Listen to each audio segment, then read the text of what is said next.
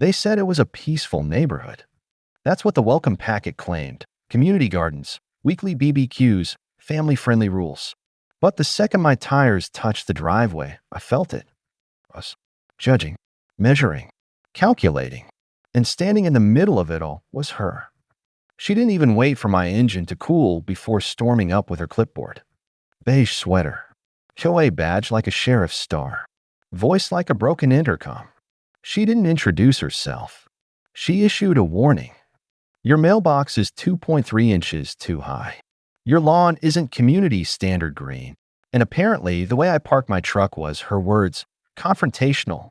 I asked calmly if I could settle in first.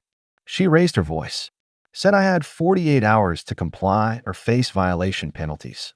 The way she said violation made it sound like a threat, not a rule. I nodded once, didn't argue, didn't smile. That was my first mistake. By the next morning, 3 more notices were stuck to my door. I hadn't even unpacked. They fined me for a bird feeder. Said it encouraged wildlife. One said my fence implied aggression. A neighbor across the street watched it all. Never said a word. Just closed his blinds. But I didn't move here to fight. I spent my life in conflict zones.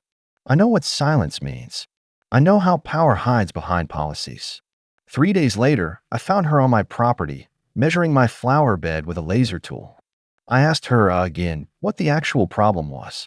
She smiled like she'd won something.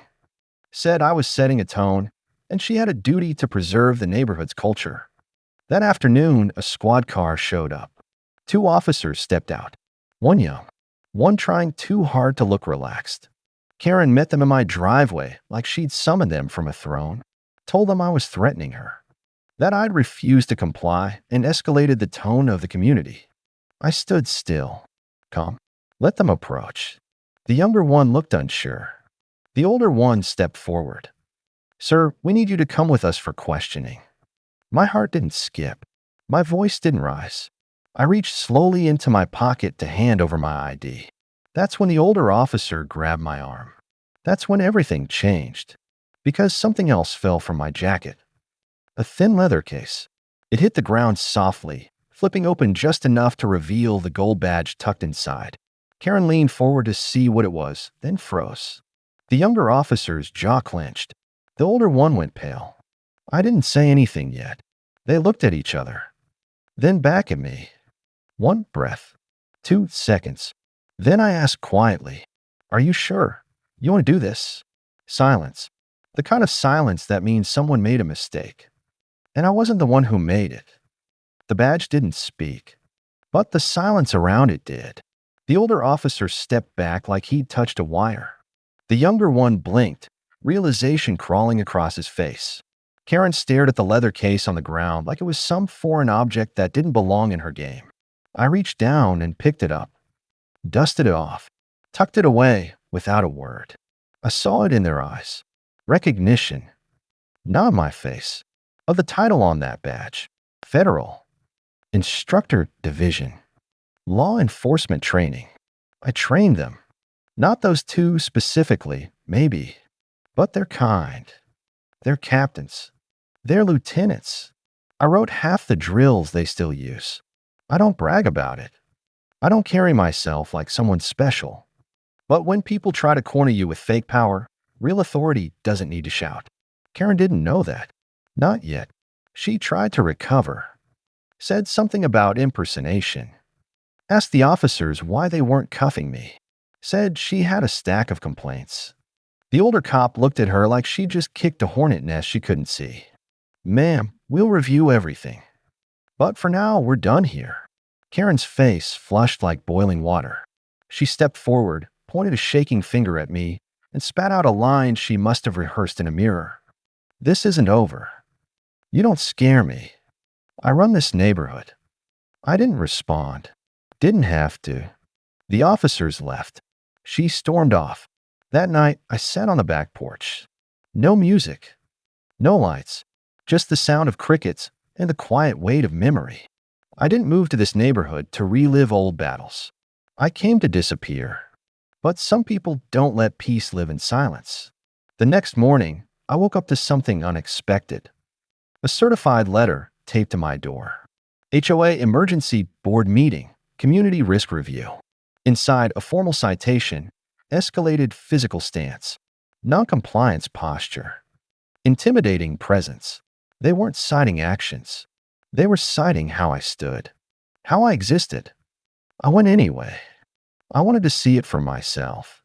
The meeting was held in the clubhouse, white walls and fake plants, the smell of lemon cleaner and cheap power. Karen stood at the front, flanked by her hand-picked board. Not one of them looked me in the eye. She played a video clip, a security camera angle, me stepping onto my own lawn, pausing, turning, folding my arms. She froze the frame. There. See? That posture. That aggression. Murmurs from the room. A few heads nodding. A few shifting uncomfortably. I stayed quiet. Then she played a second clip. But this one looked different. The colors didn't match. The angles didn't align.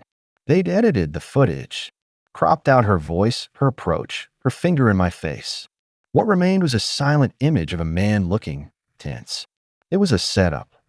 One woman on the board hesitated, asked if there was uncut footage. Karen shut her down. The vote passed. Restraining measures, curfew notices, fines. She called it community correction. I call it the oldest trick in the book. But the game had changed. What she didn't know, what no one in that room knew, was that someone had already sent me the raw footage. Anonymous number. No name. Just a file labeled "Truth Always Surfaces." I watched it that night. Every frame. Her yelling. Her mocking. Her sneer when she thought the cameras weren't rolling. I didn't react with rage. I reacted with precision. If they wanted to escalate, they were going to learn the hard way. I don't train cowards. I train warriors. The video spread like wildfire. Not on national news. Not on morning talk shows. It started in neighborhood group chats. Parents forwarded it. Teenagers clipped it. Within hours, it was on local Facebook pages with titles like HOA President Melts Down and This is what power abuse looks like. I didn't post it. I didn't need to. People who see truth don't forget it. In the full footage, Karen didn't just shout. She slandered. She screamed about unwelcome personalities and how I didn't fit the image of the neighborhood. She joked about making up complaints to push me out. One line cut deeper than the rest. He thinks he's special just because he wears boots. I'll bury him in paperwork until he begs to leave. She laughed, alone, loudly. That laugh echoed. Some neighbors recoiled. Others reposted. The community that once hid behind blinds started knocking on my door. Quiet knocks. Nervous glances. A woman named Elena apologized, said her husband had warned her to stay out of it. A teenager slipped me a note. I always hated how she talked to my dad. But Karen didn't retreat. She doubled down. She posted her own video the next morning. A stiff, over-rehearsed message in front of the HOA sign. She called it a statement of safety. She said I edited the footage. Claimed I threatened her off camera. Said I had military trauma and might snap. She used the word unstable 5 times. Then she called for a citizen response. That's when the private security showed up. 2 black SUVs. 4 men in dark polos with badges clipped to their belts. Not police. Not government. Hired muscle with ego problems.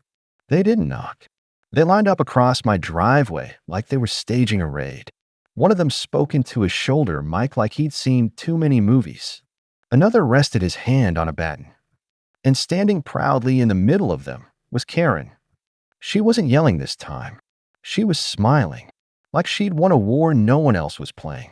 She pointed at me, said I was to be formally detained under private security protocols. That's not a real thing. But they didn't care. Then I saw him. Third from the left. Broad shoulders. Scar over the eyebrow. Name was Davison. I trained him 5 years ago in Missouri. He failed out halfway through the program. Lack of discipline. Poor decision-making. He blamed me then. And I saw it in his eyes. He still did. He recognized me and still stepped forward. Said I needed to place my hands behind my back. Karen recorded it all. Her phone out, smile tight, voice syrupy.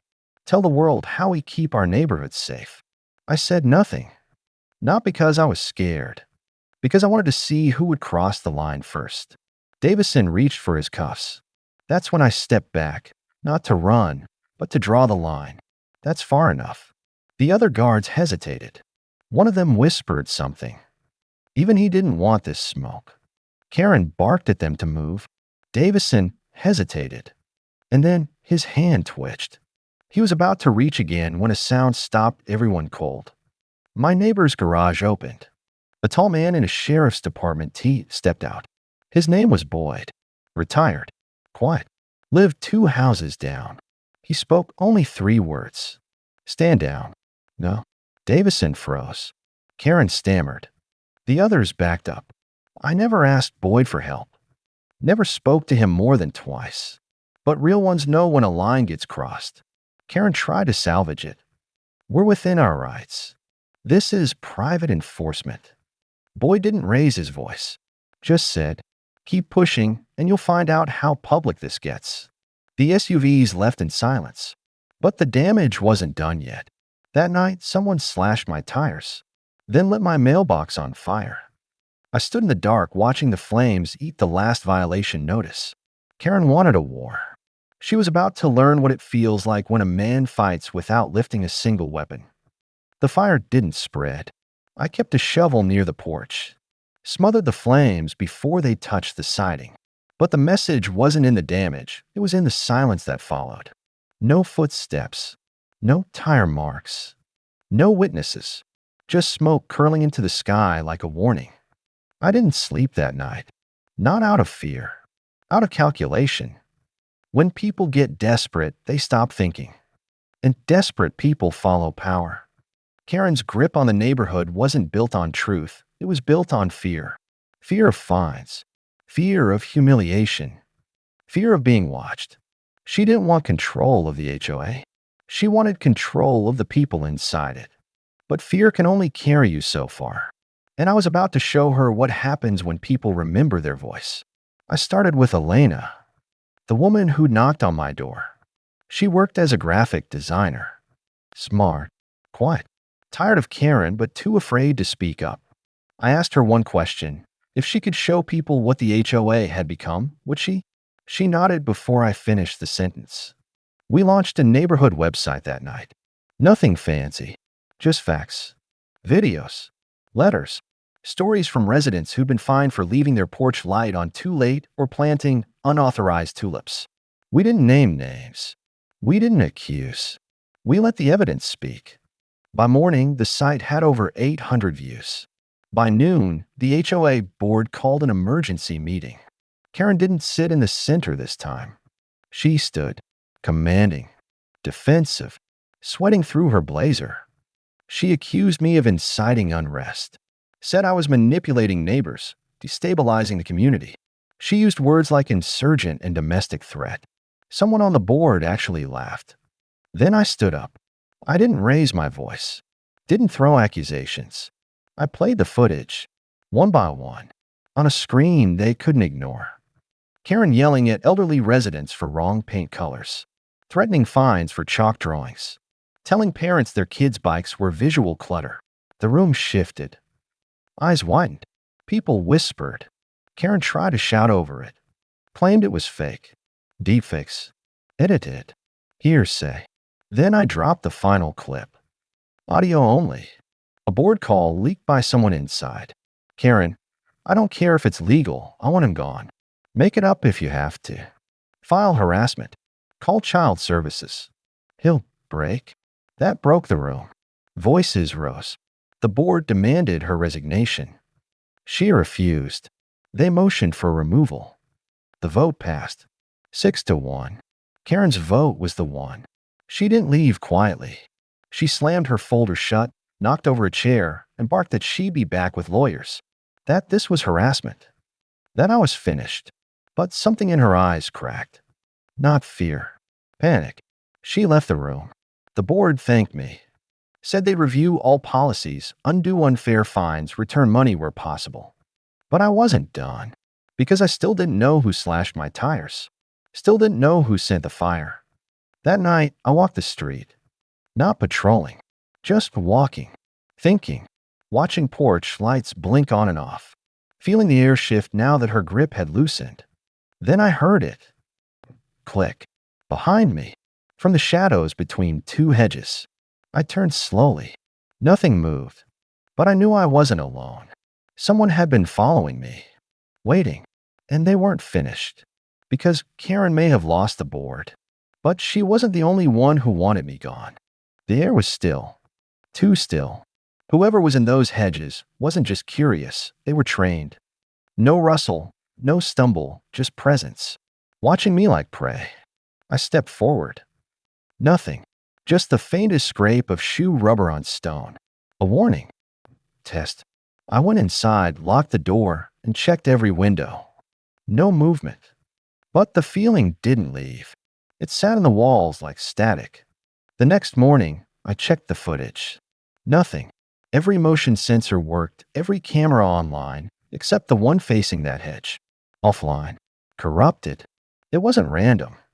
Someone knew where the blind spots were. So I did something I hadn't done in years. I opened a locked case in the attic. Inside, layers of gear I hadn't touched since training days. Not weapons tools. Surveillance jammers. Micro listeners. Field recording pins. Things the average citizen doesn't even know exist. Things I once taught others to use. I set a motion mic in the hedge. A bait light in the alley. Then I waited. It took 2 nights. On the third, I got the ping. 2:44 a.m. The mic caught breathing. Slow. Intentional. Someone crouching, not hiding. Listening. Then a voice. Low. Controlled. He won't stop unless we scare him. You know what to do. A second voice responded. Younger. Nervous. Are you sure? I thought we were done since she got kicked. The first voice cut him off. Do it. The recording cut. I traced the audio signature. Ran it through vocal analysis. And that's when the hair on my neck stood up. The voice didn't match anyone in HOA records. Not a resident. It matched a contractor Karen had used 2 months ago. A private compliance consultant who'd help her install the cameras, draft fines, handle disputes. He was ex-law enforcement. Dishonorably discharged. For falsifying evidence in 3 separate cases. And now he was stalking me. The next day, I filed a restraining order. But I knew how these people work. Paper means nothing to a man who already broke his oath. So I made a call. Not to the police. To a friend in internal affairs. She owed me. We'd served together overseas, then stateside. She ran his file. Told me something I didn't expect. He wasn't working alone. He was part of a private enforcement network. Off-books. Former officers who got tossed from the system for misconduct but still took cash contracts from HOAs, landlords, even shady corporate heads. They called themselves the Quiet Fence, and Karen had been one of their top clients. This wasn't just about me anymore. It was bigger, dirtier. She hadn't just been trying to push me out. She'd been helping them test tactics, legal loopholes, fear campaigns. And I had the proof. But exposure like that, it makes enemies. That night, my power went out. Not the whole street, just my house. Then my backup generator failed. Then my phone bricked. 3 failures. Synchronized. By the time I grabbed a flashlight and stepped outside, the driveway was already blocked. 2 men, both wearing dark jackets. No badges. No logos. But I knew who they were. They stepped forward. Calm, like this was a routine visit. Time to let this go, one of them said. You walk away, we erase the files. Keep pushing, and we push back. I stared at them, didn't blink. I'm not the one who needs to walk. They glanced at each other. Wrong answer. One of them moved fast, but not faster than me. I twisted his arm before he could reach for anything. Dropped him with a step and turn. The second one hesitated, then turned and ran. I didn't chase, because by then, the security lights from my neighbor's house lit up, and 6 of them stood there, quiet, filming. Elena, Boyd, the teenager, and others. People I didn't even know were watching. One of them whispered, "We stand with you." This wasn't just my fight anymore. It was the neighborhood's now. And we weren't backing down. The man I dropped didn't move. He groaned once, then lay still. I knew the hit wasn't fatal, just enough to dislocate the shoulder and end the conversation. I looked around. The 6 neighbors stood silently. No fear in their faces, just purpose. Elena held her phone high, recording everything. Boyd stood with arms crossed, eyes locked on the fallen man. The teenager had his fists clenched, knuckles white. No one said a word. The sirens came 5 minutes later. I hadn't called them. Someone else did. Maybe Boyd. Maybe one of the other neighbors. It didn't matter. What mattered was that this time the police showed up on my side of the street. When they saw the man on the ground and the recording phones, they backed off the usual tone. No shouting. No fast hands. Just questions. I gave them everything. The audio. The files. The license plate that matched the SUV that kept circling the block each night. One officer stepped aside and made a call. His voice dropped to a whisper, his body language shifting from bored to alert. Then backup arrived. 2 unmarked cruisers. Not local. State investigators. They weren't here for me. They were here for the man on the ground. They cuffed him without a word. No reading of rights. Just a document. A sealed warrant. One of them looked at me as they passed. "We've been watching these guys for months. Thanks for lighting the match." That match spread faster than I expected. By sunrise, 4 more homes had opened up. More residents came forward. Stories of threats, false citations, property tampering. All connected to the quiet fence. Karen had opened a door she couldn't close. But she hadn't disappeared. She was watching. From a distance. I spotted her at the edge of the cul-de-sac, arms folded, leaning on a rental car. Her eyes didn't blink. When our gazes locked, she didn't flinch. She just got in the car and drove off. I thought maybe that was the end of her chapter. I was wrong. That evening, Boyd handed me a flash drive. Found this in my mailbox. No note. On it was a video. Grainy. Night vision. My backyard. In the clip, Karen stood next to one of the private enforcers. She was holding blueprints, maps, schedules, talking about final phase. She said my name. Said it with venom. One more scare and he's done. He'll move or he'll snap. Either way, he's out. She wasn't acting alone. She was orchestrating. And that meant she still believed she could win. That same night, the power across the entire neighborhood flickered, then died. Only for 10 seconds. But enough. I checked the transformer log. Manual override. Someone had tapped into the grid. I called Elena. She was okay. Called Boyd. His security cam had gone dark for the first time in months. Whoever did it had looped the footage. They were testing us, seeing how fast we responded. So I responded first. I sent the footage to the state. All of it. Cross-reference files. Mapped out her contracts. Put together a dossier that traced everything. Money transfers, digital footprints, even the calls to her compliance team. Then I published it. No edits. No commentary. Just truth. It spread like wildfire. But this time, it wasn't just neighborhood group chats. It hit forums, law blogs, national whistleblower threads. The quiet fence wasn't just a shadow group anymore. They were exposed. Karen's face went from smug to infamous in 24 hours. But the real fire came next. A live stream popped up. Anonymous host. Blurred voice. Title, Proof HOA Karen Paid to Sabotage Police Training Program. Then they dropped the files. Real records. Emails from Karen to one of the training facilities I'd worked with, trying to get my certifications pulled. Calling me dangerous, unstable, a liability in uniform.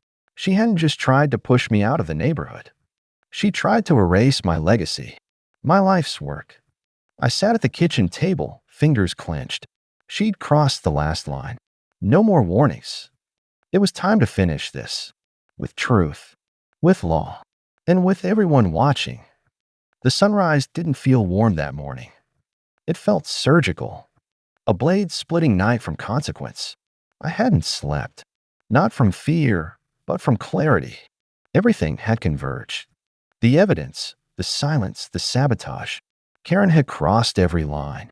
This wasn't about fences, grass height, or property codes anymore. This was a war for dignity. I walked into City Hall at 9 a.m. sharp. I wasn't alone. Boyd was beside me, jacket zipped to his chin. Elena followed, carrying 3 binders of testimony. Behind her, a line of neighbors, parents with kids, retirees, veterans, teachers, all of them done being scared. We had an appointment with the city council, and we came with receipts. The footage played across 4 monitors. Karen's voice, her threats, the sabotage of the training program, the emails, her signature. Not one person in that room looked away. The council president leaned forward. This HOA is no longer a neighborhood association. It's an engine of intimidation. She looked directly at me. And you, sir, you've reminded us what a public servant truly is.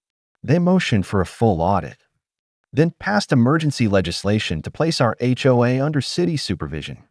Karen's empire collapsed before lunch, but she still hadn't faced justice. Not yet. That came when the DA's office unsealed charges. Conspiracy, fraud, stalking, malicious prosecution, use of private contractors to intimidate civilians, tampering with public records. They served the warrant at sunset. She was still in the neighborhood, watching from a different car, engine off, hoping this would blow over like every time before. But this time it didn't. Flashlights, unmarked vehicles, quiet commands. When they opened her car door, she didn't scream. She didn't cry. She smiled, as if she still had a plan. She whispered something to the officer. He stepped back, then placed her in cuffs. The neighbors watched from porches, silent, still, not gloating, just breathing, like they hadn't in years. They offered me a commendation. I declined, not because I didn't appreciate it, but because the real win wasn't mine. It belonged to the people who stood up, the ones who stopped being afraid. But closure comes in moments, not medals. A week later, I got a letter. Handwritten. No signature. Just 5 words. You didn't break. I did. It had no return address. But I knew the handwriting. I'd seen it on complaint slips, typed letters, and HOA memos. Karen had finally seen the wall she'd built and realized she was the only one trapped behind it. They transferred her case to a federal unit. Turns out the quiet fence had ties to other communities, other enforcers. It wasn't just us. And now, thanks to the evidence we'd exposed, doors were opening in every state. Whistleblowers, investigators, reformers. People like me who used to train police were now training neighborhoods how to defend, how to record, how to resist. I didn't go back to a badge, but I did something better. I started a program. Community tactical awareness, civilian defense, legal prep, surveillance ethics. Elena designed the logo. Boyd handles field logistics. Even the teenager, his name's Marcus, runs the youth arm. We built something real. Out of fire. Out of silence. Out of one woman's obsession with control. Some nights, I still hear the tires rolling slowly past. But they don't stop anymore. They keep moving. Because now the quiet isn't fear. It's peace. And every porch light that stays on late into the night, that's not a code violation. That's victory. If this story moved you, if you believe in standing up when no one else will, don't forget to like, share, and subscribe. Because sometimes, all it takes is one person refusing to break to help an entire community rise.